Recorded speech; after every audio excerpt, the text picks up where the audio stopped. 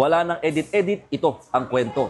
Malaking ginhawa para sa maraming motorista yung ideya na pag-iisahin na lamang yung RFID sticker para sa mga papuntang norte at papuntang south.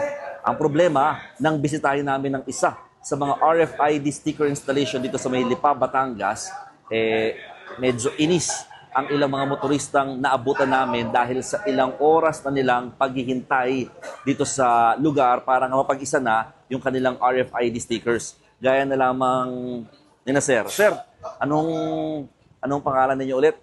Sa Alilig. Oo, pero ilang oras okay naghihintay dito? 5 oras na po. 5 oras na? Apo, Oo. Ano bang in-expect nyo dapat sana? dapat ang ina-expect ko mga 20 to 30 minutes lang eh. Umabot na ng 5 oras, mahigit na. Oo. Anong epekto sa inyo nun? Oh, malaking bagay po. Sobra. Malaking abala. At saka kawawa pa tayo mga apo. Isinama pa naman. Sinama ninyo. Pero bakit daw po ba matagal? Anong paliwanag sa inyo? Ano daw po mahina yung system nila. Saka isa lang ang nila, isa lang computer. Dapat mga 10 ang computer nila para pag may mabilis.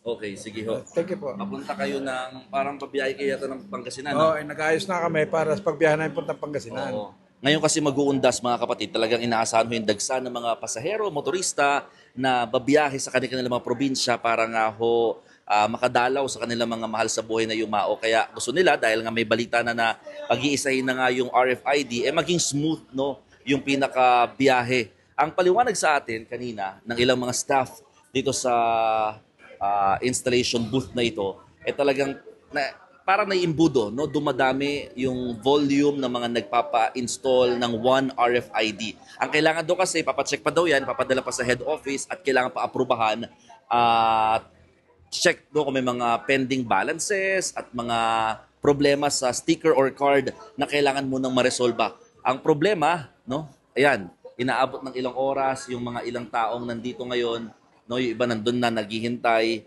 Talagang marami na rin doon mga nagsiuwian na dahil di na talaga nila natiis no, yung paghihintay dito sa area dahil talagang kakain ka ng oras. Yung iba daw na inabot, yung iba nga dito bumalik na kahapon galing dito, bumalik na lamang pero yung number nila kahapon, wala na yon. Back to zero ulit yung counting. So, we are trying to get the side of the corporation tungkol dito at nagsabi naman silang babalikan nila tayo para nga makapagbigay sila ng statement at inaalam na nila no yung pangyayaring ito para nga masolusyonan at maresolba. But one thing is for sure, ito hong pagpakabit ng RFID na iisa ay hindi naman po compulsory. Dito mandatory